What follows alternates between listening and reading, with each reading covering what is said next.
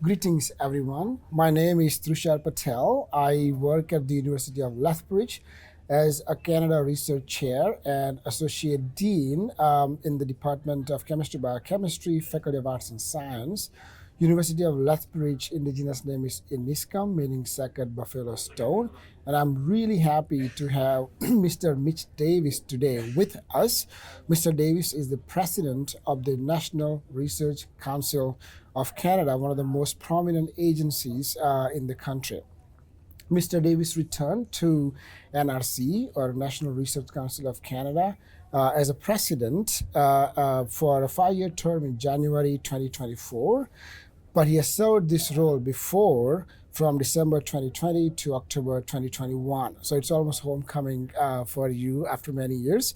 Mr. Davies has previously served as the Senior Assistant Deputy Minister for Strategic Innovation Fund at Innovation, Science and Economic Development, or commonly known as ISET, in Canada. This program provides major investments for innovation and industrial projects to grow Canada's economy for well-being of Canadians and international community as well. Since 2006, Mr. Davies has led a number of senior executive positions, as I said, and across the government, including the prominent role at the Privy Council's office. So with that, Mr. Davies, if you want to give some remarks before we start question answer, floor is yours. It's great to be with you. Thank you. A pleasure to be back. My second interview for the Canadian Science Policy Conference. And I'll recall my first interview, which was near the time that I departed after having been at the NRC on an interim basis. And I think this was one of my last things I did before I returned to ISED after having served during the pandemic. So I recall it fondly. It was all digital, all online. It's really great to be at the conference this year, see so many people engaging on issues of science, innovation, industrial development, and what it means for our society. So great to be here and happy to have an exchange with you. Thank you. And so this is a very nice coincidence where you did your first interview after or almost when you were departing, and then now you're doing the second interview in your new role again to NRC as well. So thank you for joining us. Full circle. Full circle, that's right. So my first question to you, Mr. Davies, is what are the NRC's key areas of focus as laid out in its new strategic plan? Because the community is more curious about how do we move forward, and obviously NRC has one of the most prominent roles to play with this. Yeah, so thanks. I mean, our new strategic plan for 5 years, including this year, so 4 more years to run after this year, is focused on research powering innovation for Canada. And we say research and innovation because we see these as two very important things, but they're separate concepts about what we're talking about. And powering is really like to say, this isn't something that's linear. It's something that has potential and kinetic. Yeah. It's like a potential, foundation, a capability, and then it goes into motion as we move it to innovation. So that's what we're getting at when we pour it over the idea of how do we distill it down. Yeah. That's what we're after. Our priorities are really, like, I think you could see them almost as each of them having a part of it's a promise, and the other part being possibility. Mm-hmm. The 3 research priorities that I'll focus on, and sort of a fourth that's foundational for NRC. The 3 are really things you would expect us to talk about because they're important. So climate change and sustainability. The promise there is that we're going to find a way to do industrial development on this planet and care about the planet at the same time. And that's all the feedback loops into the climate, the feedback loops into the air, the water, everything that we rely on this planet, building that into the economic processes. It's also important from a promise point of view because each of the things we're doing has a lot to do with opportunity. It has to do with remaking industries that we've had in the country, long-standing industries like aerospace, automotive, primary production. All these industries, agriculture, all have a climate and sustainability impact, and we want to be focused on that very, very clearly. The second area of promise and possibility is digital and quantum. And everyone will say this, but for NRC, like our work in digital and AI is, 30 years old. So, all its forms, and of course the newest and kind of most current is the idea of the large language models. But for us, AI is a massive opportunity, but it's also an area where the promise is to do it with trust, And I think a lot of people are talking about what does responsible AI mean, and NRC's got a role, and we're really happy now to be partnering with all those in the academic sector as part of the responsible AI initiative that Government of Canada has launched, and we're going to now work internationally on that. We're glad as Canada's lab to have a very strong role in it, because that's why we're here, but also we have so much capability beyond the walls of the NRC to work with, because Canada has fantastic AI expertise. So that's the promise. Possibility is AI, and then quantum, which is of course also really powerful as a transformer. These are areas that actually fundamentally alter the process of scientific discovery itself. The productivity of what we do, the speed with which we can tackle scientific problems, the way we run our labs. Like, we have a whole new self-driving lab in Mississauga driven around AI powering materials discovery.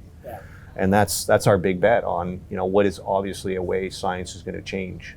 So those two forces though together, AI and quantum, is going to keep changing things in a way that's almost stunning. And there's a lot of work to do. Canada though has a lot to build on, so we're going to focus on that. Third area is health and biomanufacturing. So what's the promise is, we need to provide for our needs. We have to have a resiliency. We got to meet the needs from a health point of view in emergency and between for things that matter to Canada. So we built up biomanufacturing assets. We have capabilities for clinical trial production. We help build and spin out the Biologics Manufacturing Center. These are our commitment to have public capabilities in place to meet the needs when we have challenges, to be able to produce what we need, and it's part of the government's overall biotechnology life sciences strategy.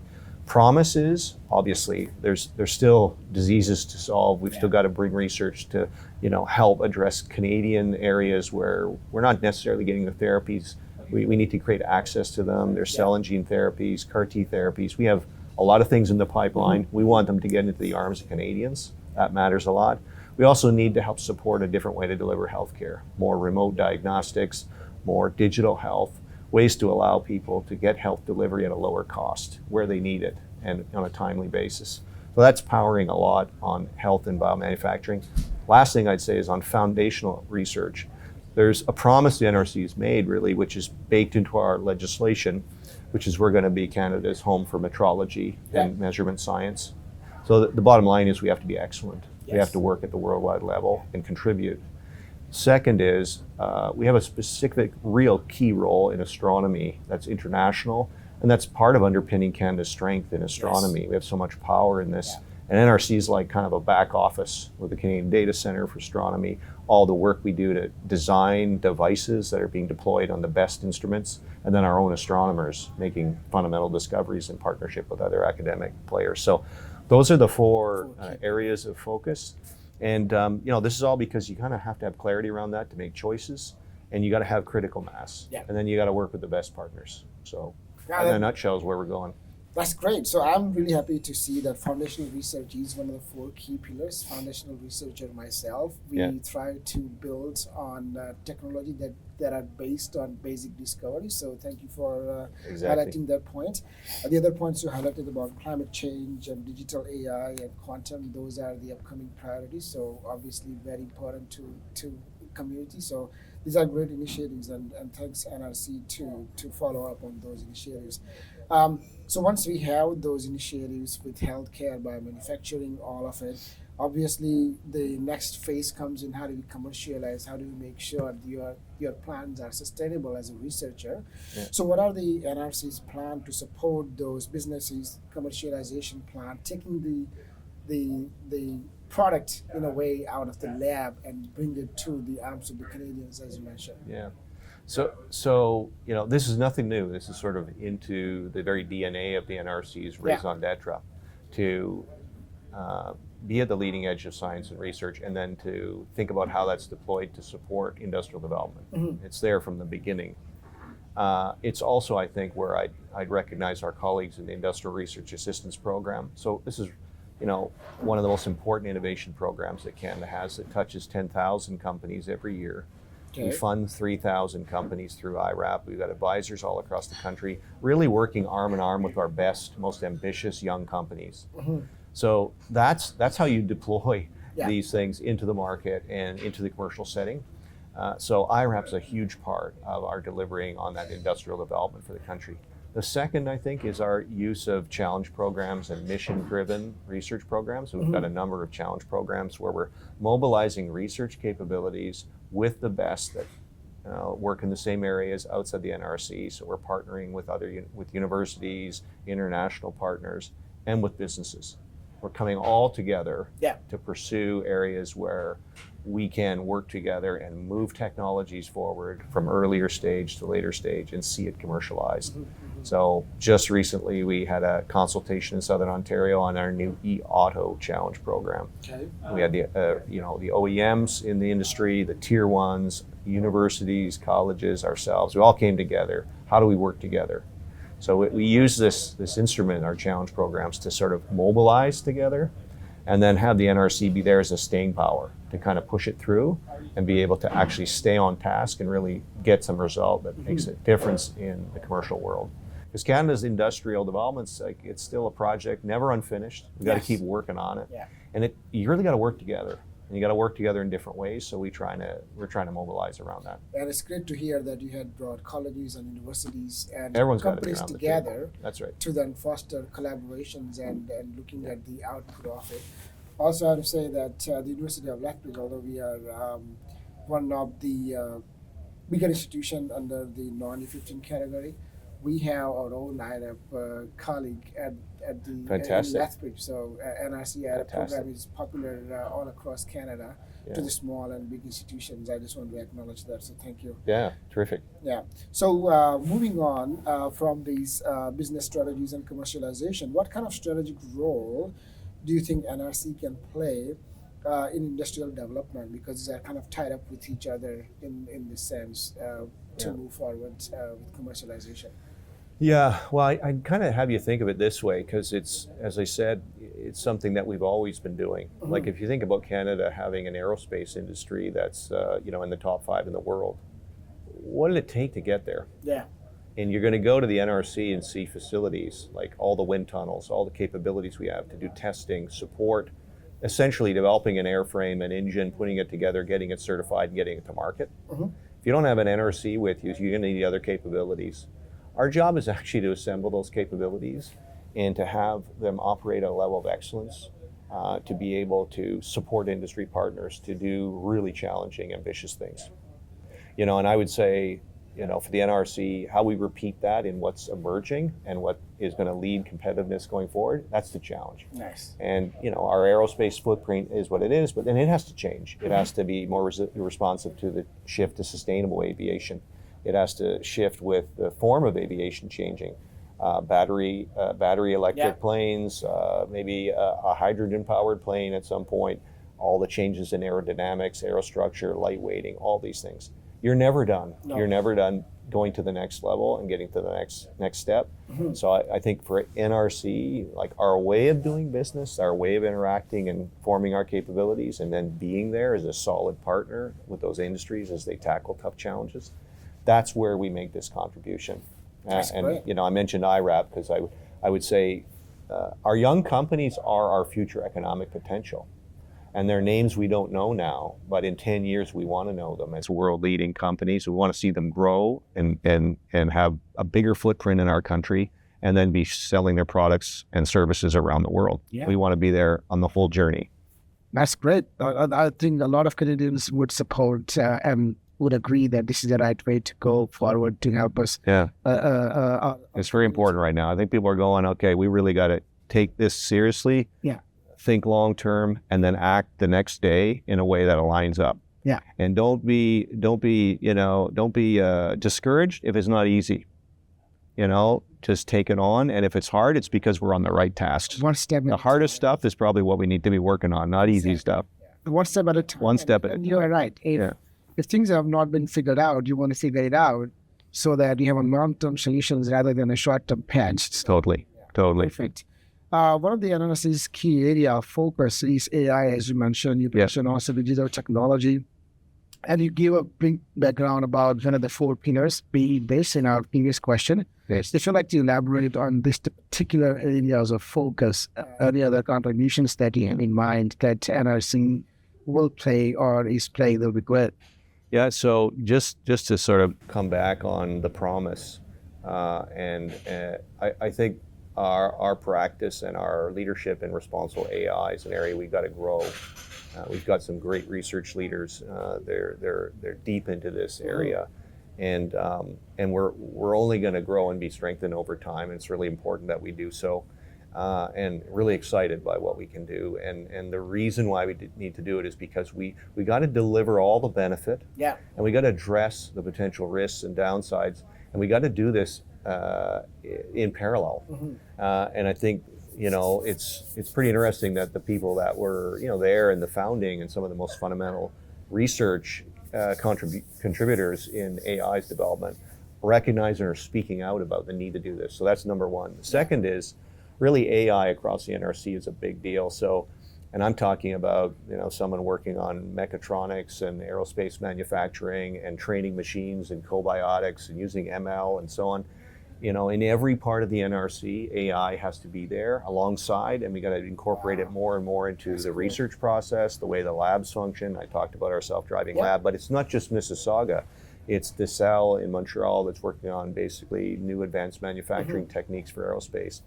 It's profoundly important. And you know what? It takes a lot of work to prove this out to the point where a company will put it into their factory. Yeah. They don't just go, oh, it's a great idea, AI, how's that going to work in my factory? You've got to demonstrate it. You've got to know that it's ready. It's got to be at the readiness level where you can deploy it, because you're not going to make a mistake with the amount of money you're going to deploy on your factory floor unless we've really proven it out. Yeah. So AI, as it relates to our industries and it relates to our science, is a real key area. We also see a lot of opportunity just in deploying the software. I mean, we've done a lot of work in challenge programs on optimizing truck routes, logistics, areas where AI have a big impact on productivity gains. We have a new challenge program that'll be launched shortly. We're working on it and consulting on it. It's AI for productivity, and it's focused right in on this task, which is how is AI going to allow us to get productivity gains that everyone now are all saying is so critical for Canada.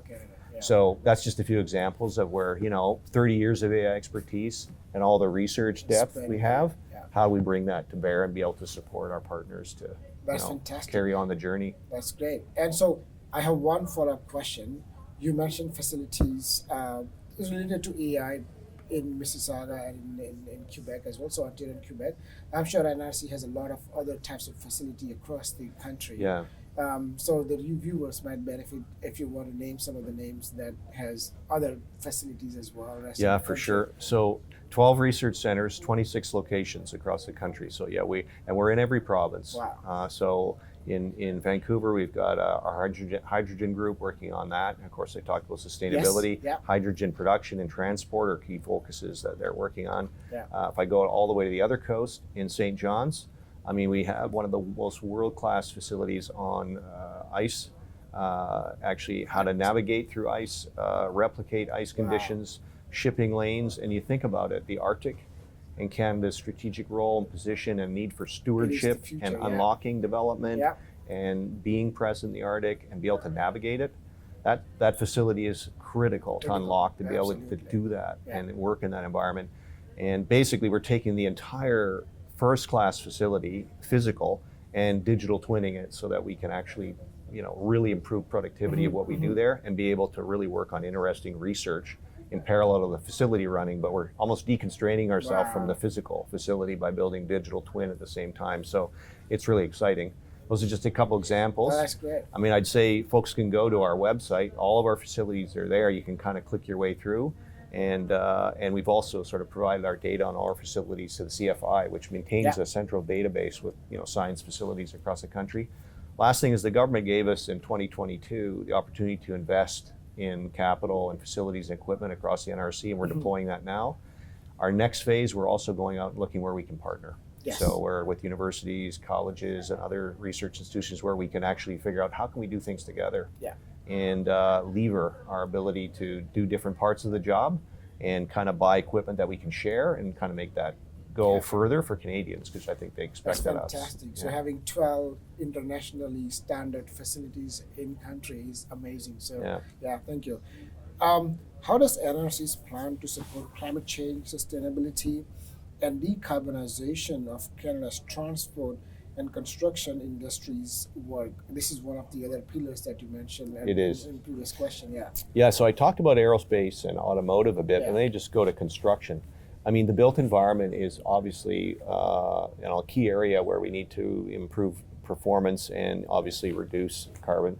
And I would say our work on actually evaluating and coming up with a standard approach to do life cycle assessment of carbon that's in the built environment is a big area where we're doing a ton to bring research, new tools to bear, so people can actually make these decisions on their built environment, taking into account carbon over its full life cycle.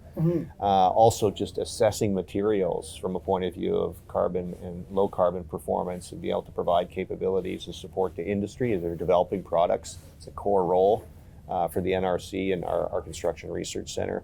And then working with the industry on innovative projects, really to demonstrate this in real time, to validate technology, and also work on how we can improve the productivity of the sector. People want things built faster. We want more housing. We got us to do low carbon, but also increase the ability of us to respond on the supply side. And that takes a lot of change, and we're trying to get more innovation into the construction center. And I think that's part of our role, is to be a platform where that can get done and de-risked, because it's a lot of small businesses, again. They need help to be able to prove it out, because they don't have the money to burn on trying this and trying that, even if it might work. They got to have a place and a partner where they can go and see, is this really going to work? And then we can see it deployed. So that's a big area for sustainability. I talked a bit about auto. Well, we have a big effort on battery electric, obviously, and the battery technology in the future. We're not done with what the battery is going to be. I mean, we're Canadians. We know we want longer range. We want improved performance. We want to be able to address the fact our climate is going to, make it less performing perhaps than, the standard specs if you're driving the car in California. Well, we need to work on the next generation of battery technology. You also have to do it in partnership with other players that have a lot of capabilities. It's a big, big area. We're also looking at the supply chain. So all of the battery materials in the supply chain, that's where our automated lab is coming in as well. It's like, can we discover materials that are linked to Canadian supply chains that are going to be able to replace and allow to unlock new potential materials for battery production? So we're working on that as a focus. In aerospace, I kind of mentioned a few examples, but obviously hydrogen as it relates to aircraft. We're part of launch of a new consortium a few weeks ago, H2 Can Fly, which is a consortium of hydrogen and aerospace players coming together to see how it can apply. Obviously, there's sort of laws of physics about how much energy you need and how much weight you got to lift. And in aviation, we're gonna have to do a lot of work to prove this out. Aviation is an industry where the standard around which the product has to meet all the processes to get certified, it's heavily regulated for a reason. So there's gonna be a lot of work. So we're engaged in that work. And then, of course, we're doing things to can we lightweight the plane? Can we find new ways to just remove a little bit of drag, because it actually pays off and it can deliver quite a big improvement as far as, ultimately the amount of fuel you're going to burn. So there's a lot of work going on in the council, and these are just a few examples of things we're working on. Fantastic examples of what NRC is doing and where it is heading. So thanks for sharing this with us. So you have been partnered with CSPC for a long time. You know the organization. And I'm curious to know how, in your opinion, CSPC is working as a connection hub or knowledge mobilizer or networking hub for community.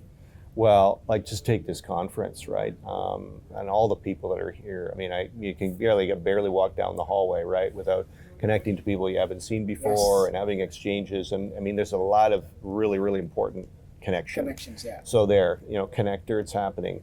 Two, I think, just what's been built by Mirdad and the team over the years. As I remember in ISED, Industry Canada, before meeting with him in the early days, and he was really passionate about building this. To see where it's been taken, it's really tremendous. And it really demonstrates is as we've built science in our country over the last 3 decades, we've built the community to actually understand policy as far as science, how science impacts society, and be able to have a community that can really make sure that decision makers and the general public and all of us know what's going on. And we can show that this really matters for our country, because we're serious about science and we're on the world stage recognized for that. So, thanks to the CPFC or CSPC for that, because this is the forum where that kind of discussion takes place. It's terrific. I do agree with you completely. This is a great forum for networking as well. So thank you so much for your time, my pleasure. Mr. Davies. This was a lot of fun. And Good. we are looking forward to have this released soon, and you'll get a copy of that. Great. Thank you, sir. Yeah, great to spend time with you. Thank you. Take care.